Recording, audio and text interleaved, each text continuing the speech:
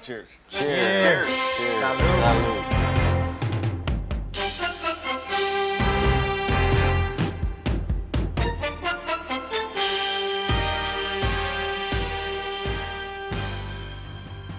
Maybe your life hasn't changed as professional gamblers. For most people, their life has changed. For me, I'm in a business now where I've been betting football as a regular consumer. You're sharps.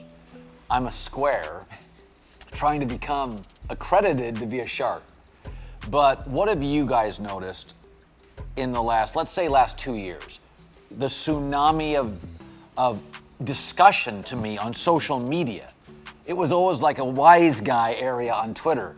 Now, like everybody, moms, brothers. I mean, that's what jumps out to me is just the discussion of gambling. How about you?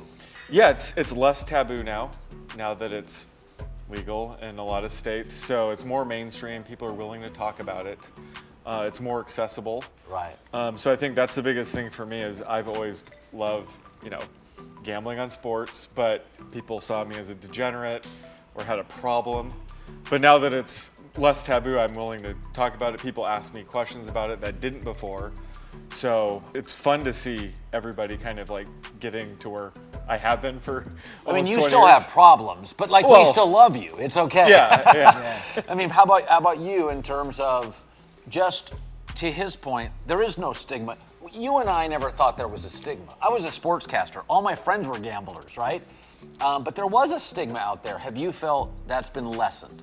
I think it has with the increase in number of states that have legalized, but also you're starting to see the leagues, I think, slowly embrace it, or at least they're not pushing it away as much as they used to. And I think, and the NBA, I think, has been really good about this. Yes.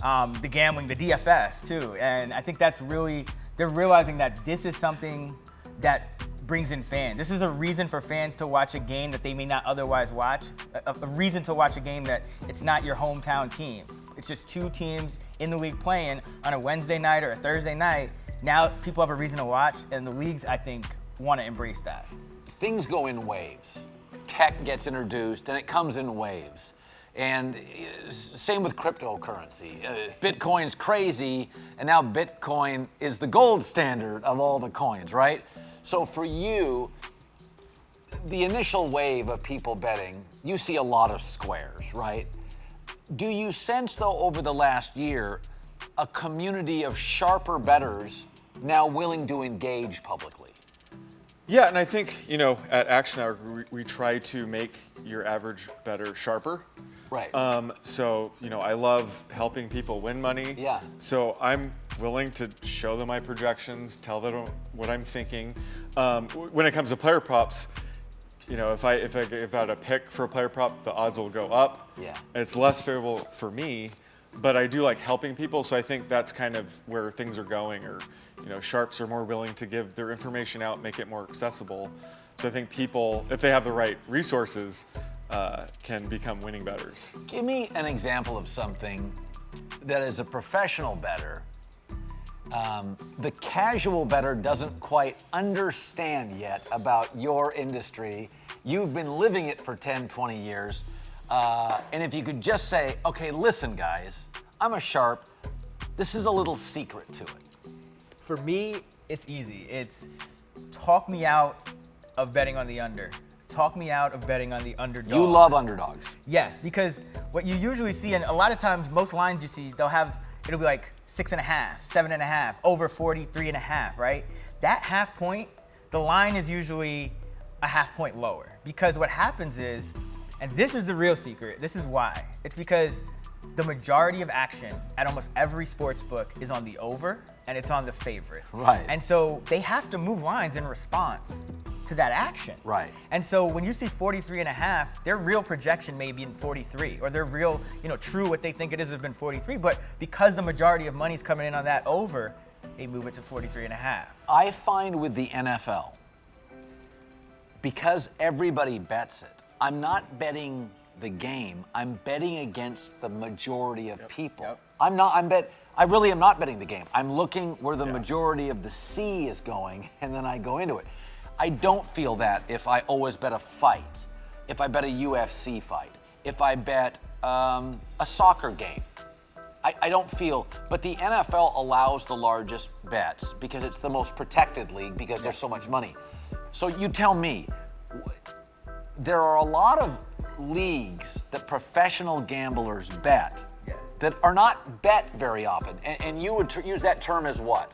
The lines are softer. Now explain that. There's softer lines. It's similar to all sports. They throw out an initial number and they want it to get bet and sharpened up with professional bettors.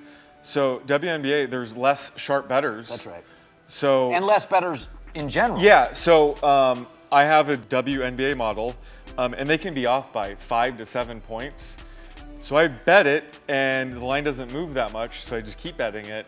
So there's a bigger delta. Whereas like NFL, it's so sharp, the line is very good most of the time. So there's more of an edge for these leagues that they don't have as much volume, so that the lines are just less sharp as a result. Yeah, you're a very good WNBA bettor. And I've told the story before. 25 years ago when I lived in Vegas, I remember a sports book taking Ivy League football games off the board because the feeling was the only people that bet it were sharps and the games were not televised. So Las Vegas sports books were fearful. The bettors had more access than the sports books. Yeah. Is there a league or a sport that you bet have success and that it's not wildly popular among casual fans? I think for me that would actually be hockey. And it's kind of the same reason that Sean talked about with the WNBA. I just think there's not as many bettors betting it. And it's also, what really benefits betting these kind of niche leagues is that a lot of times there'll be a lot of randomness. So like, for example, hockey, it's guys skating around on the ice, right? So the underdogs win a lot, even in a playoff series, you'll see a team best of seven. A big underdog will just like sweep the other team. and it's because most people that are betting again are betting on favorites. They're casual bettors betting on favorites, or they're betting on something to happen. They're betting on an over. And so I love, baseball. Underdogs a lot of times will cash for you. So it's really just those sports with a lot of randomness that are hard to predict. So and no one's model is going to be perfect. So just betting on the less popular side, being a contrarian, is really profitable. Is there a sport that you feel you could go up against anybody? Well, WNBA. But yeah, I think college basketball, especially around March Madness time, that's when I do my college basketball projections. So I have models where, I factor in the strength of schedule. They've played all season long. I'm very in tune with player projections and player props. So I know, if a player's out, how many points they're worth. So when it comes to March Madness time, I do think I'm really good at college basketball. Do you have a weakness? It could be emotions. It could be you're from a part of the country and you fall for. What trap do you fall for? I already admitted this, but I do like to bet parlays for fun. Yes. So, I kind of admit that. Like, I know I'm kind of just going for a big win. Sure. So that's a weakness where I know you're probably. That's like saying cocktails are a weakness. They're not really exactly. a weakness. So you're enjoying it. And I try to leave, emotion out of it. Raybon made a great point about just betting on unders. You have to learn that you're betting against everybody else. That's right. Where psychologically you want to root for points. You want to root for overs. So I have embraced betting unders. Yes. I think that to be a successful bettor, you kind of have to do that and kind of learn how to do that. I have not won an Atlanta Falcons bet. I swear to God, in 28 years. Everybody's got a team they're haunted by. Do you have one? To me, it was the Chargers, specifically when Anthony Lynn was there, because even if they were the right play by the model, you're not the only guy. It was just because what happens in the NFL, there's a lot of randomness in the NFL, fumble, luck, things like that. But the Chargers, they would make poor in-game decisions, and they would have like terrible special teams. So like none of that fumble luck or that anything that could like regress wouldn't regress to the mean. It would just continue to happen poorly. So I don't think I won a Chargers bet with Anthony Lynn at the helm. The first sport that I really thought, because I moved to Las Vegas in the mid to late 80s, I was a West Coast kid, so the Pac-12, before ESPN went to 500 games on TV, they had about 50. There were not a lot of Pac-12 games. You didn't have this labyrinth of every network was in. And there was a brief moment in time I felt I was a pretty savvy Pac-12 football bettor because I was from the Pacific Northwest and I really knew the teams and I was pretty darn good. Go back to your earliest betting, and my theory on this has always been, don't bet the world, be a specialist.